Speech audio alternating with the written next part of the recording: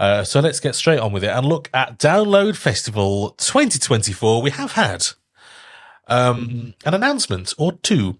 There have been some statements about who is performing, and it's fair to say that it has upset a lot of people. A lot of people, their feathers are ruffled. And Rich, you're one of those people, aren't you? I'm semi-ruffled. I'm semi-ruffled. You've got a semi and you're ruffled. Okay. Yeah, there's stuff on there that I will enjoy watching, listening to, and there's stuff like every year. There's stuff that I'm just not fucking interested in whatsoever. Do I think it's a strong lineup? No. Do I think it's a cheap, easy lineup? Yes. Do I think there's some bravity? It's some brave bookings, but what do everybody say? They always want to see new headliners who haven't headlined main stage before. That's what we're getting this year.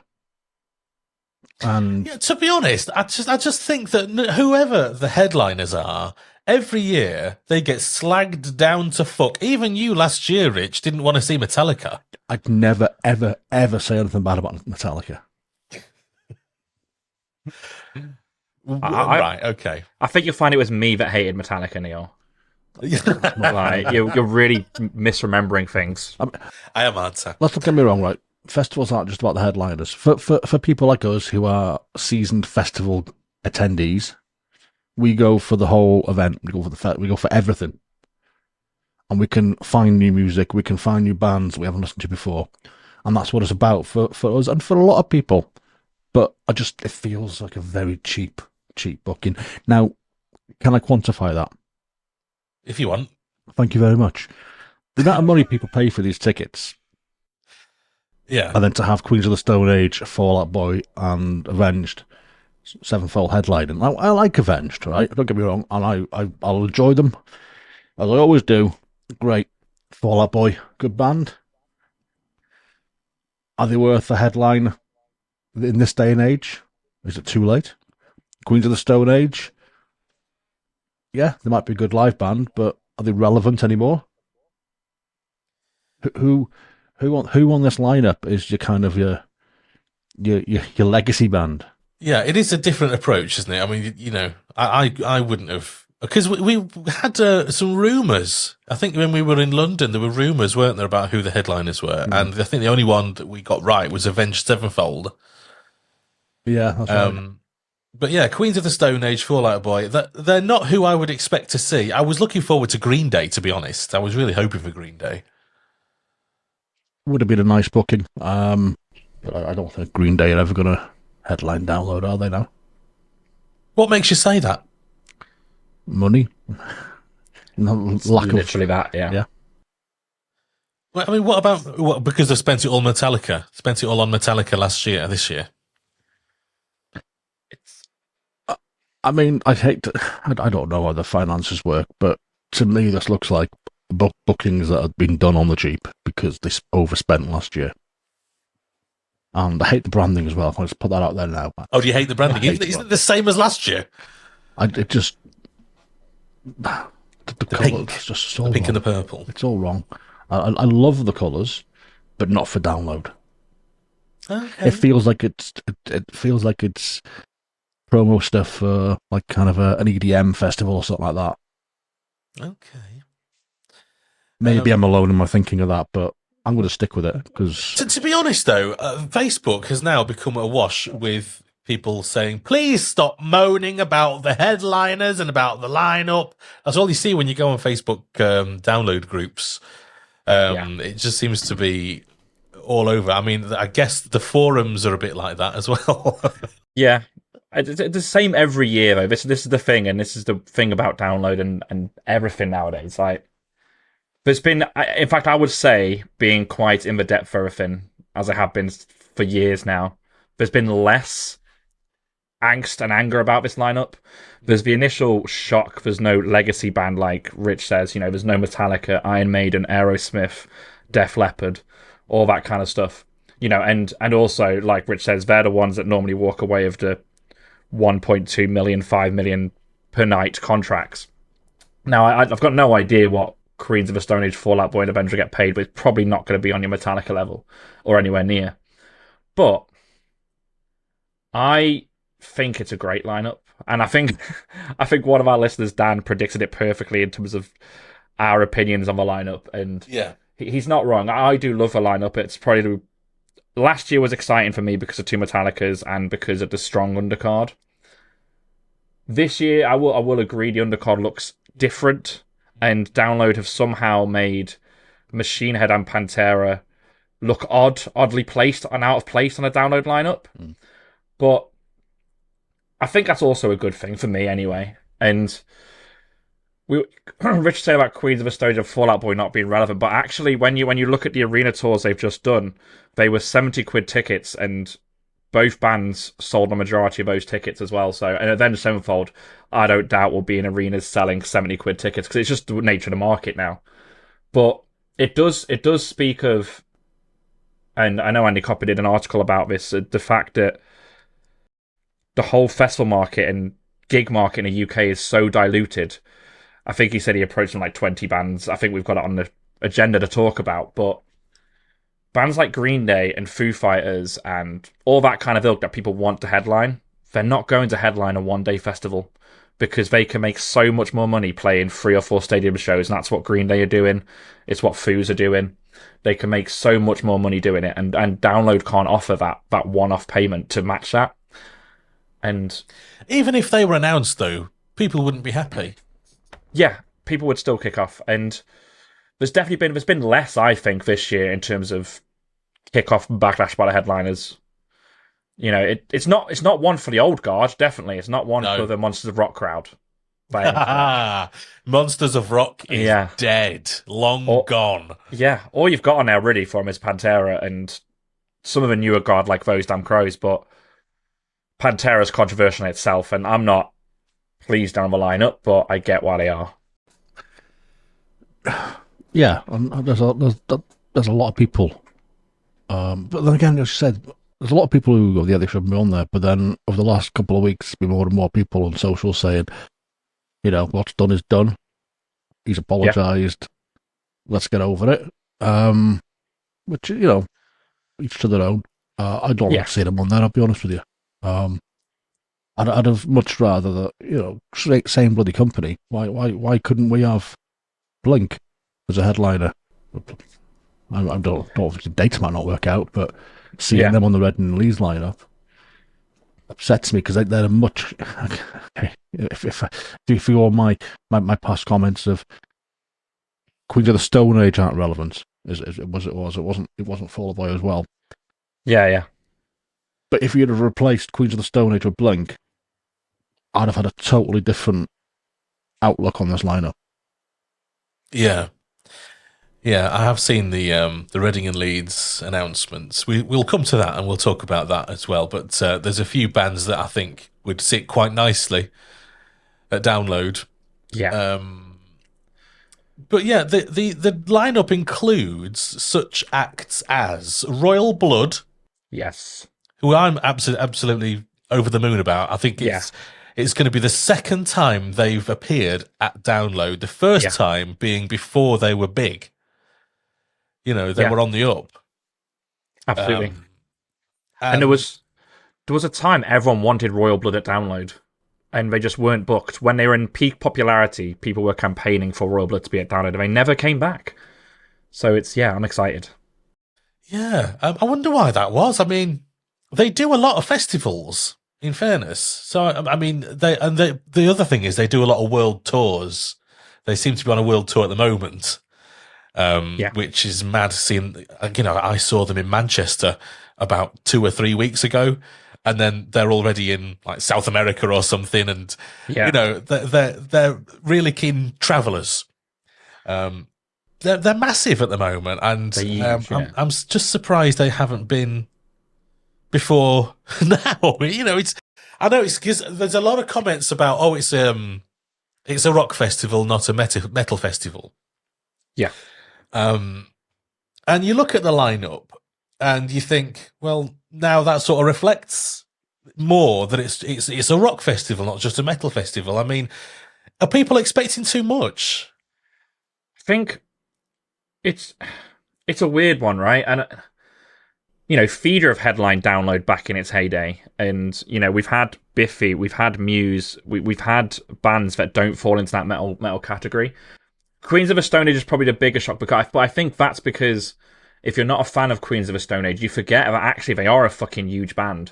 Yeah. And they are heavily respected in the metal and rock community, mainly because of a Dave Grohl connection back in the day. But so I think people forget about them. Yeah. And last time they played Download, they were main support to Iron Maiden, and they pulled a huge crowd. So the things there. And was that because they were playing before Maiden, though? Well, you say that. Download's not that. Obviously, there'll be the Iron Maiden diehards there, but Download aren't the type of crowd, especially back then, to necessarily receive them really well, even if there was Maiden fans waiting. So, and they've played a couple of times prior to that as well. It's testament of the way the festival's changing, because they wouldn't have booked Queens of the Stone Age to headline years ago.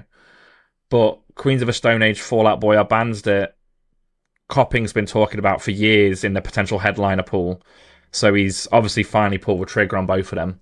It's interesting to see the two new headliners at once, but I'm pleased that that's the direction currently. I mean, I got no problem with Fall Out Boy headlining. I just think that the three of them together make it look like a weak bunch of headliners. Apart from Avenged, obviously, who've headlined previously. I don't know. I just when you're paying £250 up to £1,000 if you're an RIP, and some of the options for the ticket, the value seems to go for me a little bit. Yeah. And changing the subject slightly, but do you think this is going to bring a slightly different crowd into Download? I don't know. Like, it's interesting because ticket sales are already ahead of where they were for last year's at this point. A lot on resale as well, or waiting to go on resale. But then there was last year, and there is every year. It's a hard market to judge. Do I think it's going to bring a different crowd? I don't know. It'll bring somewhat, and I think there'll be different day tickets. But we've had Prodigy headline, and like I said, we've had Muse and stuff headline, and it's never been that excessively different. It's always been quite the same bunch of people. I mean, the Denim and Leather Brigade that I fall a part of, are they going to be as represented? I don't know. Will it be a younger Leather Brigade? You're a brigade now. We're a brigade, yeah. And I don't want to use the term "will it be a younger crowd" either, because fans of Avenged Sevenfold, Fall Out Boy, Queens of the Stone Age, they're not young. They're probably festival's target market. They're mid 20s to mid 30s, probably in the main ballpark, because they've grown up with these bands. Millennials, I'd say. Yeah, millennials. So, and they've also grown up with the festival. So I'd say it was older than that. I'd say it's more our age. Yeah. Even that, yeah. So maybe maybe we're going to get a lot of Fall Out Boy back patches, and wow, can you imagine? Yeah, maybe that's for new denim. Maybe new Denim and Leather is ripped jeans and fringes. Maybe. Yeah, I mean, I think that the metal fans have had it so good at Download for such a long time that, I can accept that it's perhaps a little bit light on, certain kinds of metal. I wouldn't say so. I think the last few years, both stages being where you're proper metalers, isn't it? And there's when it has gone more kind of as it is a rock festival. I got no problem with that. And I just think we've moved even further now. Where I don't know. I'm sure I'm gonna have a great weekend. I'd go whatever the lineup was. It doesn't bother me, really. It's just there's Dying Fetus on there. They're gonna be great. Yeah, there's some great stuff down those lower lists, especially if you're a metalhead. You've got Pest Control, you've got Counterparts as well. There's some absolutely fucking great stuff down there. Erna on down there as well. And it's looking like there's going to be a cracking fourth stage lineup again. Third stage looking good as well. You've potentially got... I'd like to see Holding Absence on main stage this time around if we can, but, you've got your bands like Holding Absence in there, Hoobastank in there. Fucking Hoobastank, are they still a thing? They are... They're all in there. You've got your Silversteins. Like, there's a lot going on. You've got Lord of the Lost from Eurovision. That's going to be a good time. But it's an interesting one, and some of the logo bands are interesting as well. But I know you're worried, so I'm going to put your mind at ease now. Don't worry. Elvana are playing. Oh, I was concerned that I Yes. wouldn't get a piss break. You just Wow. piss where you stand, don't you? Because you can't make Yeah. it to the urinals in time. Pretty much usually, yeah. Always have an extra cup. Yeah, so there's a lot to. I mean, this is only the first announcement as well, so there's a lot still to come. I'm personally looking forward to seeing Bad Omens, who I'm told are going to be headlining one of the other stages. I heard it, but I can't remember how I heard it, so I can't quote exactly. But someone said that Bad Omens are going to be there doing that, so I can't wait to see that because I've been listening to them a bit lately, and I think, oh, these are good. One surprised me, and I was quite shocked to see them as a logo band, but they've just kind of slipped me by again. Another band that's just snuck into that logo slot and just, oh, okay. Yeah. I knew they existed. Yeah. Can I ask you a question? Your opinions here. For the Saturday, Fall Out Boy headlining main stage. The next logo band underneath them, which would make you think automatically it's going to be a Saturday, is The Offspring, and underneath that, in the middle, is Pantera. Do you see that as a Saturday? Do you see that Pantera maybe on second stage headlining?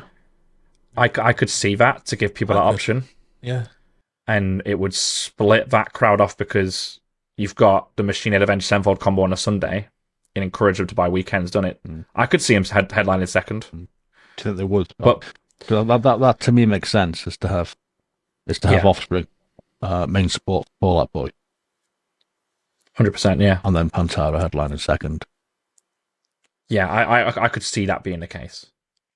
It's going to be interesting looking at the day splits when they come out, isn't it? See who's where. It's going to be interesting this time around. I'm interested to see who else fills the Queen of the Stone Age Day. I think filling the Fallout Boy and Avenged Sevenfold Day is going to be good. But if you've got Queens of the Stone Age and then Royal Blood below, what else are you populating that day with? Because they are one of these bands, as are Royal Blood, where put them on a Reading and Leeds lineup, like you could fill it with, your indie fodder that I love, like Seagirls and Jamie Webster, whatever else you want to put on there. But you can also fill a Queens of the Stone Age Day with a lot of hard-hitting hard rock and metal. So it'll be really interesting to see what they try and sell to people for those day tickets. Do you think that Royal Blood are a main stage band? 100%. Like not even a question. Yeah. There's no doubt in my mind. They headline, your 30k capacity festivals currently. They play high up Reading and Leeds whenever they're there as well. They're 100%. I mean, whether they're sub-headlining or third from top, I think they could probably flick between those two if there was someone bigger. But to me, they sit comfortably in either of them. Yeah, they've been on the up for a long time. Yeah. And I actually don't have the figure on when it was that they last played, but I think it was probably 10 years ago, maybe. Something like that. Yeah, there or thereabouts. 2014. Yeah. And they have since sold out the O2. They're such a big band, and to put them on any other stage than the main stage, I just think he's selling them short. So I'd expect to see them on the main stage, certainly. Yeah, absolutely. Let's have a look at who else we've got. While She Sleeps. And they're another band just on absolute up at the moment. They've just done their massive show at Alexandra Palace, which was phenomenal. I didn't go, but it looked incredible. Yeah. Dream State are in there as well. Bleed From Within. They need a main stage slot this year. Polyphia at the bottom there of the logos. Yeah, Polyphia. I haven't seen the logo before. It's a funny one that I couldn't read it. You've got Biohazard. You've got Fear Factory. there's a lot there to be honest. You've got Sum 41. There's a lot there that I'm gonna enjoy watching. Are you? I mean, Rich, are you not making plans for any of these bands? While she sleeps, yes. Obviously, Corey Taylor's in there as well. Some 41 I'll probably give a watch to. Bowling for Soup for nostalgia purposes. It's not looking like a great. Do you know what I've seen? I'm seeing a lot of posts of people selling their tickets, which I don't think. I'm not used to seeing that many. I mean, you do see the odd one, don't you? But I mean, there's it seems to be an exodus of people not wanting to go and being quite thingy about I mean, it. you know, the artist Murder's in there as well as a logo band, and Black Dahlia Murder. They're great. And you know, there's stuff there for me. Yeah. Obviously Baby Metal as well, who I really don't like, but you just got to watch them, haven't you? Going to leave more time for drinking, though, isn't it? It does. I don't really drink anymore, so. Do you know what I mean? When you look at 2023 and all the bands that I wanted to see, I didn't see fucking half of them. Yeah. So I don't think it matters that much anyway, to be honest. You spend most of your time walking around the site trying to get to where you're getting to, pushing past people. You're walking miles or you're asleep under my chair. Yes, well, yeah, particularly last year. I don't know why we're so sleepy. I think you forget the heat. It was very hot this year. It was. So, big question, which I'm going to put out there. Obviously, last year sold out of like absolutely fucking everything. This year's obviously got the normal stuff sold out. Do we think we're going to see another sellout? For me, it's really hard to tell because of the slight change in direction. There's every chance it could sell out because it's appealing now to more people. But my gut says no. Yeah. I'd be very surprised. It's going to be hard to top their 20th year, you know, because I mean, I think arguably it only sold out this year because of Metallica. I think if Metallica weren't playing, you know, whether it was over 4 days or 3 days, and you'd got another act in there, I don't reckon they would have sold out. Yeah, Metallica would definitely be effect last year for a lot of it, and the 2-day thing. I think we'll see. I think we'll see everyday ticket options sell out. Yeah. I don't think we'll see weekend camping going, but I'd like to see it go. And ticket sales are, I don't know where they are at this point, but prior to the festival announcement, they'd sold more tickets at that point. I think they were, I can't remember what the percentage was, but quite a heavy percentage away of like ahead of where they were for 2023. Yes. Mm. So if that trend continues, then they will sell out. And the thing that happens is when a festival sells out once, if people get panicked, because download for a long time, you could buy a ticket on the day, you didn't have to worry. And it was very much a thing. Like if you decided you wanted to go to download, you could wait for the lineup, you could wait for X, Y, and Z, and you could go. Yeah. So I think maybe a bit of the sellout panic of people that missed out. I know people as well, interestingly, because I've been going to download since 2006. I've got a lot of download-based friends. They gave up on this festival 3-4 years ago. They've been anti-download for years, and some of them have seen this lineup and gone, "Oh, actually, I want to go back to download." And Really? so yeah, so it has renewed some interest because it's not Metallica and it's not Maiden. So I don't know. I don't think it'll see every option sell out like last year, but day tickets definitely, I think. But I don't know about the rest. I just want to express some relief that it isn't the same old headliners. 100%. You know, I'm sick of seeing. Oh, I've just had a funny thing in my ears go. It just went pop. Yeah, that was Eamon knocking his mic off. Oh, that was my mic. Yeah, I was. Oh, right. So I've got to let me fucking cat out. Oh, right. No, go out to that done.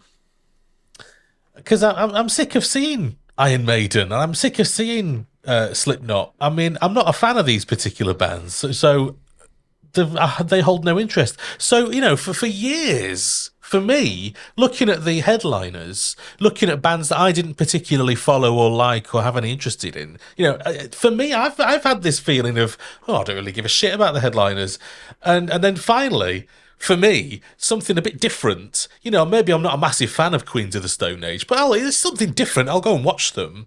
Otherwise, for example, like Guns N' Roses the other year, I'm not interested. Iron Maiden, I don't care. But stuff that's a bit more... There's a lot of mention of Iron Maiden there. Yeah. Yes. Well, I've seen them a lot. I agree. As we all have. I'm so glad because there was a rumor and a chance, wasn't there? And I'm so glad. Strong chance. I'm so glad they're not on that lineup. It's interesting that they're not. I mean, Bruce Dickinson is doing a lot of solo stuff, and he's not even rocked up on this lineup yet. So, no, he's on another festival's lineup, isn't he? Which we'll get to. Yeah, he is. He's on quite a lot, actually. But yeah, balls. So for me, is it? But I'm quite happy with it being different. Actually, I think it's time. I really think it's time for. And you do wonder, who did Andy Copping approach? These 21 bands that he approached to be headliners this year.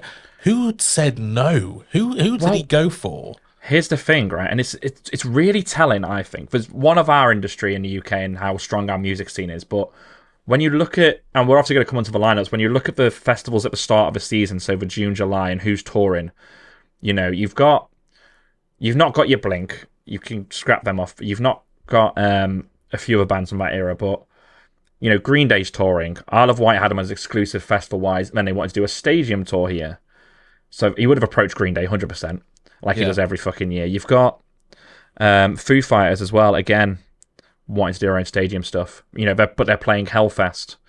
And 21 bands is a lot. You can guarantee, your Maidens were on there. You can guarantee there's be some random offshoots on there, but it's 21 bands and a lot said no. And this is a theme for Download. Like I've heard Copping speak about this before, and it's a big thing. Yeah, I mean, you'd start pulling your hair out, wouldn't you? Really, after you'd got to 20 bands, you think, "Fucking hell, I can't get any headliners." But obviously, this is what we've got.